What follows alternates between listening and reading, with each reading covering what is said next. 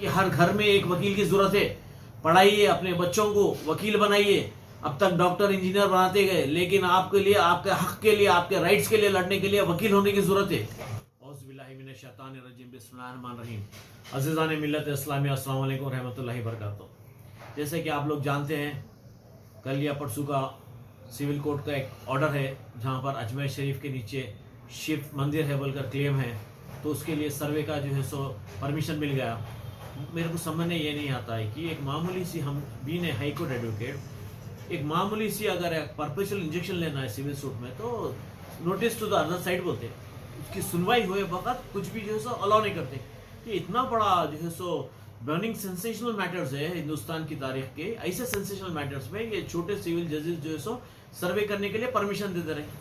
ये समझ नहीं आ रहा ये कैसे सिविल जजेस है, या तो फिर जो है अनक्वालिफाइड है ये, या नहीं तो फिर ये जो सो फिरका परस्त के सिविल जजेस है।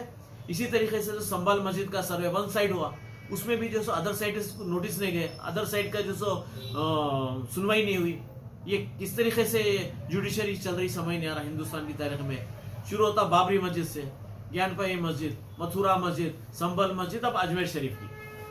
मैं खास तौर से अजमेर शरीफ के जो पिटिशनर है, मैं इसको ये बोलना चाहूँगा कि जो भी डाला है पिटिशन बहुत बुरा किया है। यकीन मानो ऐसे हालात होंगे पिटिशनर और वो जज के घर की जगह ईंट की जगह ढेला नहीं रहेगा, उनकी हस्ती मिट जाएंगी। क्यों मतलब जो अजमेर शरीफ के साथ जो खिलवाड़ कर रहे हैं, शिव मंदिर है उसके नीचे जो बोल रहे हैं, यहाँ पर तुम्हारे मोदी साहब खुद जाके चादर चढ़ाते। कई 800 साल हिस्ट्री है, 800 साल से जो वहाँ हर जो भी प्राइम मिनिस्टर प्रेसिडेंट बनता पहले जाके चादर चढ़ाता। तो जो भी पिटिशनर है और जो भी जज वन साइड ऑर्डर पास करा बगैर issuing the notice to the other side, एक मामूली इंजेक्शन ऑर्डर के लिए नोटिस अलाउ करते, जब तक क्या सुनवाई नहीं हुई, जब तक ऑर्डर नहीं थे। तो हिंदुस्तान के हालात ऐसे बुरे होते जा रहे हैं बीजेपी की हुकूमत में, कुछ समझ नहीं आ रहा। यहाँ पर जो कई माइग्रेट हो जा रहे हैं हिंदुस्तान छोड़ के, कई जने हिंदुस्तान छोड़ के दूसरे कंट्रीज को चले आ रहे। मुस्लिम नहीं, दूसरे भी चले आ रहे हैं, दूसरे रिलीजन के लोग भी यहाँ से शिफ्ट हो रहे। क्या होता है, this is become very tough day by day, जो बहुत हालात बहुत खराब होते जा रहे हैं। भाई खासतौर से मुसलमान भाइयों बहनों को ये बोलना चाहूंगा कि हर घर में एक वकील की जरूरत है। पढ़ाइए, अपने बच्चों को वकील बनाइए। अब तक डॉक्टर इंजीनियर बनाते गए, लेकिन आपके लिए, आपके हक के लिए, आपके राइट्स के लिए लड़ने के लिए वकील होने की जरूरत है। आप लोग जो है सो वकील बनाइए, एक ऐसा वकील बनाइए, काबिल तरीन वकील बनाइए, जजेस बनाइए, कॉम्पिटिटिव एग्जाम्स में लिखाइए IAS IPS। वरना जो है सो जो कौम जो है सो वक्त पे नहीं जाती, वो कौम निस्तो नाबूद हो जाती, वो कौम मिट जाती। तारीख गवाह है इसकी तारीख गवाह है।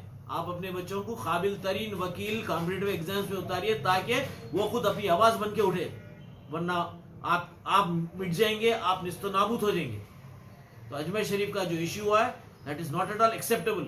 हम अपनी शरीयत में किसी को मदाखिलत करने नहीं देंगे। हिंदुस्तान में जो है सो रह रहे तो हम भी कॉन्स्टिट्यूशन फॉलो करते, आप भी कॉन्स्टिट्यूशन फॉलो करना। हर एक के इक्वल राइट्स है। वर्शिप एक्ट 1991 की तो कोई अहमियत ही नहीं रही। अब चंद्रचूड साहब की वजह से जो ज्ञानपावी मस्जिद का सर्वे करा है, और उन्होंने जो है सो राम मंदिर में वन ऑफ द 5 पैनल जजेस के एक मेंबर थे, उन्होंने बोले कि इस पे बाबरी मस्जिद का जो है सो बाबरी मस्जिद के उस पर ये एक्ट लागू नहीं होता। कैसे एक्ट लागू नहीं होता? हर चीज में एक्ट लागू होता। हिंदुस्तान के एक्ट्स कई के लिए बनाए गए? फिर क्या खाली किताब की हद तक रखने के लिए? कोई प्रैक्टिकल नहीं है इसमें। तो मैं दोस्तों, बुजुर्गों और भाई और बहनों, मैं आप लोगों से अपील करता हूँ, आप अपने बच्चों को पढ़ाइए लिखाइए।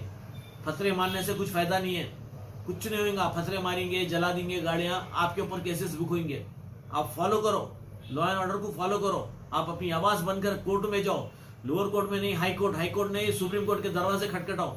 लेकिन ये फतरबाजी करके इनोसेंट लोगों को मार दिया गया। देख रहे हैं ना आप, फतर से कोई इंसाफ नहीं मिलेगा आपको, फतरों से नहीं मिलेगा आपको, घर प्रोटेस्ट से नहीं मिलेगा। आप कोर्ट कचहरी के अदालत के दरवाजे खटखटाओ, यहाँ नहीं इंटरनेशनल कोर्ट तक जाओ, लेकिन कानून को अडॉप्ट करो। मैं रिक्वेस्ट करता हूँ हमारे नौजवान भाई और बहनों से, लॉ को अपने हाथ में मत लो, go through due process of law. जब ड्यू प्रोसेस ऑफ लॉ से जाएंगे, आज नहीं तो कल नहीं तो परसों आपको हक में तो रहेगा। कम से कम लंबा प्रोसेस चलेगा। आज कई संभाल में बच्चों को मार दिया गया, CNRC में कई जनों को शूट करके मार दिया गया। क्या मिला उनको? प्रोटेस्ट करके फायदा नहीं है। आप जो सो कानून के दरवाजे खटखटाओ, और आप जो सो अपना हक मांगने से भीख नहीं मिलती, याद रखिए, खींचने से तख्तो ताज मिल जाता। तो आप लीगली करिए, जो भी करना है लीगली करिए। तो अब अजमेर में जो अब इशू है, it is going to burn very very badly. India की में जैसो कई लोगों के तख्तो ताज बदल देंगे, क्योंकि तो वहाँ ऐसी शख्सियत है अजमेर शरीफ की कि बहुत मुश्किल हो जाएगा हिंदुस्तान के हालात को सुधारने के लिए। खुदा हाफिज़। दोस्तों, इस पर आपकी क्या राय है कमेंट करके ज़रूर बताइए और इस वीडियो को लाइक और शेयर भी कर दीजिए।